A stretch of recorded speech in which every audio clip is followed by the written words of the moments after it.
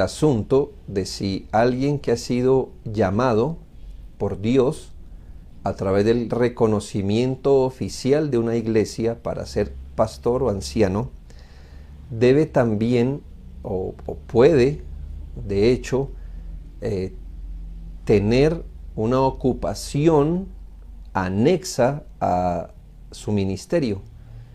Es decir, muchos pastores, reconocemos, son lo que se denominan bivocacionales. Por un lado, son pastores de la grey del Señor. Por otro lado, tienen sus empleos, del cual derivan quizás su sustento económico.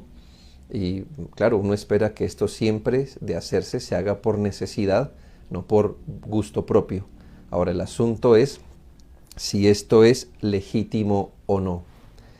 Debemos recordar en primera medida cuál es el principio bíblico, cuál es la voluntad revelada de Dios que nos muestra no solo el agrado de Dios, sino lo ideal y a lo cual se debe aspirar siempre.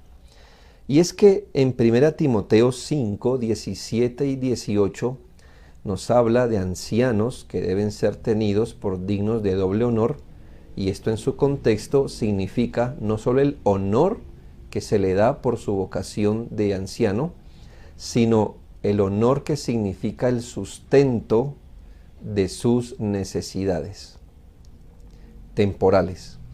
Aquí el doble honor significa el sustento, el mantenimiento de el individuo que está siendo usado por Dios para traer ese alimento, ese sustento espiritual a la iglesia.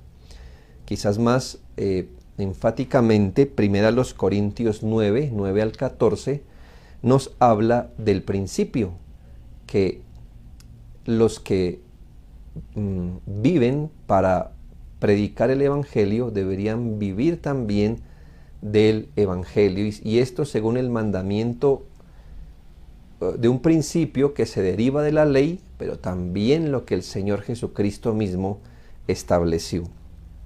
Así que lo ideal para aquella persona que ha sido llamada por Dios como anciano es poderse dedicar, y sobre todo los ancianos, dice la Biblia, que se dedican a predicar y enseñar, que en su vocación sean los principales instructores de la iglesia, los que estén dedicados a ese ministerio propiamente de la predicación y la enseñanza. Esa es la norma.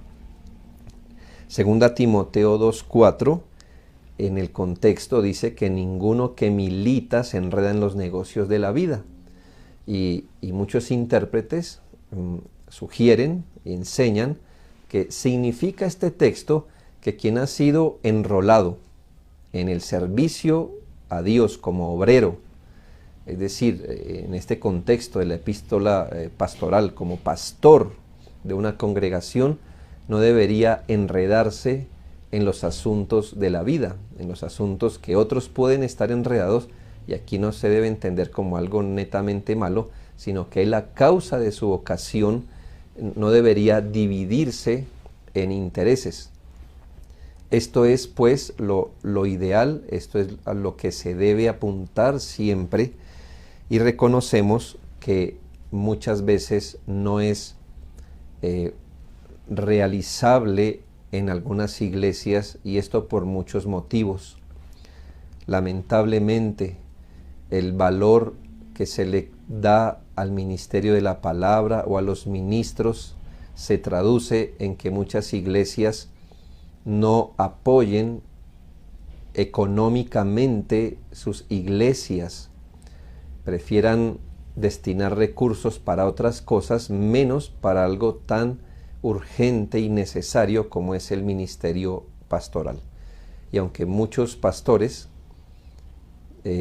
por necesidad tengan que dividir su tiempo, esto crea un círculo que se alimenta cada vez más, pero para mal. Un individuo que tenga que dividirse en su tiempo entre ministrar una iglesia, y aquí no importa cuán grande o pequeña sea una iglesia.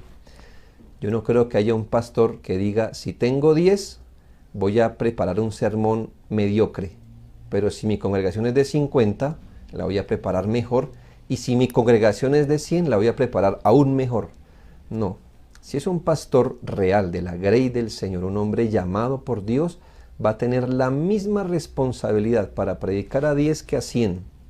Y eso significa que el tiempo de estudio, de oración, de dedicación, y no es solo eso, los pastores se dedican a muchas cosas más entre el pueblo de Dios. Eso requiere tiempo, pero si un pastor por necesidad tiene que dividir su tiempo, entonces vamos a encontrar que el tiempo que se debería dedicar al ministerio se restringe, se merma. Y aquí tenemos un hombre que tiene que buscar cómo sustentarse a él y su hogar, y por otro lado, cómo servir al Señor, y entonces va a tener una división real en su corazón, en su mente, y lamentablemente eso se traducirá en que en su ministerio no va a ser tan efectivo, y entonces el círculo se alimenta, porque si no es más efectivo, no hay más crecimiento. Si no hay más crecimiento, no va a haber más luz, y de esta forma se incrementa un problema. Las iglesias deben mirar si es un asunto de ellos. Es un asunto verdaderamente complicado, porque muchas personas que han huido, y Dios las ha sacado de contextos donde lamentablemente ese carismatismo les hizo ver que pastores se lucraron de ellos, ahora vienen a iglesias bíblicas y reaccionan poniendo en grandes aprietos al ministro, del que sí esperan recibir una palabra sana. Iglesias deben esforzarse por reconocer el trabajo del ministro, por proveer adecuadamente para sus necesidades, de manera que él pueda cumplir con los requerimientos que le exigen de poder sustentar un hogar, de ser hospedador. Pero la iglesia debe cumplir. Allí en Corintios, que nombramos ahora, 1 Corintios 9, dice que el asunto es un intercambio que Dios estableció. Ciertas personas proveen de bienes espirituales, y de vuelta, aquellas personas que se benefician de los bienes espirituales deben proveer bienes materiales.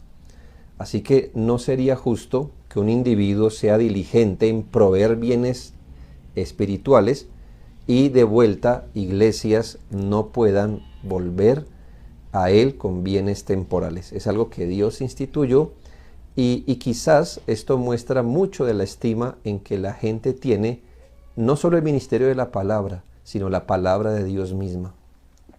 Así que no es lo ideal. Muchos pastores por necesidad se ven arrojados a esto, pero es algo que se debe reformar según la palabra de Dios, rogar al Señor, rogar sensibilidad para la iglesia, y esto a su vez, al hacer la voluntad de Dios, un pastor más preparado, con mayor tiempo, va a ser más efectivo en su ministerio, y eso traerá más edificación, más efectividad en la iglesia, y esto alimentará también de forma positiva la vida de la iglesia.